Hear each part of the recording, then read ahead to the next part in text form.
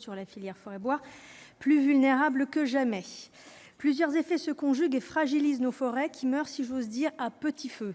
Sécheresse à répétition, forte chaleur, attaques parasitaires, dégâts de gibier croissants. Plus aucun territoire, plus aucune essence n'est épargnée. À la catastrophe écologique s'ajoute la menace économique. Des communes forestières privées de ressources, des marchés saturés, des prix qui chutent et des trous de production en perspective qui ne permettront pas de répondre aux besoins en construction, en charpente et nous obligeront à importer toujours plus. Face à ces réalités, il faut dès à présent aider nos forêts à devenir plus résilientes, privilégier des essences plus résistantes à la chaleur, plus frugales en eau, diversifier les peuplements, changer les méthodes sylvicoles, mais aussi innover et adapter l'outil de transformation. De nombreux pays ont compris l'enjeu d'une forêt régénérée, productrice de bois d'œuvre, d'énergie renouvelable et plus de carbone. Des voisins européens, mais aussi la Chine, la Russie, l'Australie investissent massivement dans leurs forêts. La France, pourtant riche d'une forêt multifonctionnelle de 17 millions d'hectares, créatrice de plus de 400 000 emplois, ne considère pas encore sa ressource forestière à la hauteur de ses bienfaits. Cette négligence se traduit dans le PLF. Le gouvernement y propose une baisse de 2,5% des crédits.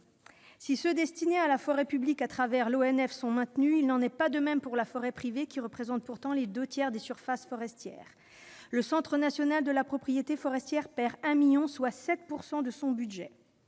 Comment alors assurer sa présence et la disponibilité des 450 ETP actuellement en service et qui ne sont pas de trop sur le terrain aux côtés des 3 millions de propriétaires ? Avec mes collègues du groupe Forêt, nous proposerons des amendements prévoyant le maintien des crédits au CNPF et la revalorisation des dispositifs défis, travaux et acquisitions afin d'inciter les propriétaires à s'engager dans la nécessaire restructuration des massifs forestiers. 18,5 millions sont affectés au Fonds stratégique de la forêt et du bois. C'est moins que lors de sa création en 2014. Il était alors de 25 millions et devait atteindre les 100 millions. Aujourd'hui, les sylviculteurs craignent de devenir à leur tour les victimes d'un sylvibashing, condamnant sans discernement les pratiques d'une profession pourtant exemplaire, pratiquant la multifonctionnalité, le mélange des échanges, le respect des cycles et des sols, plus que dans tout autre pays au monde. C'est la même menace qui pèse sur l'agriculture et la sylviculture française. À force d'imposer des contraintes nouvelles, de les fragiliser commercialement, nous prenons le risque de voir exploser nos importations. Car comme nous avons besoin d'agriculture pour nous nourrir, nous avons besoin de bois pour construire.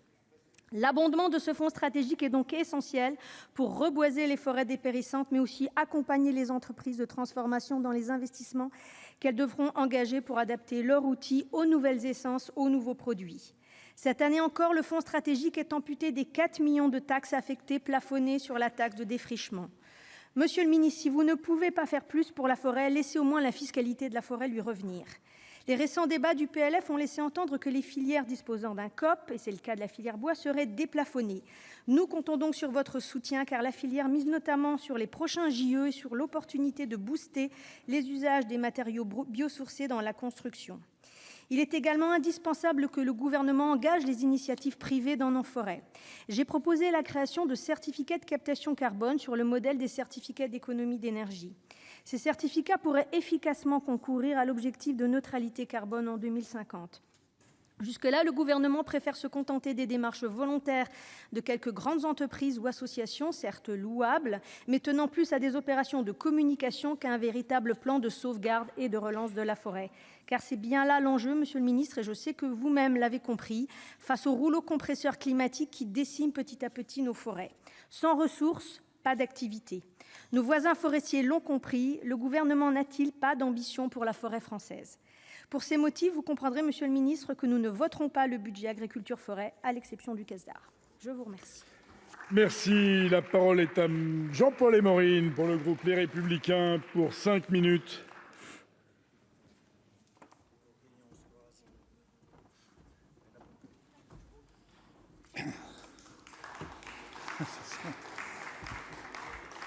Monsieur le Président, Monsieur le Ministre, mes chers collègues, Monsieur le Ministre, nous nous connaissons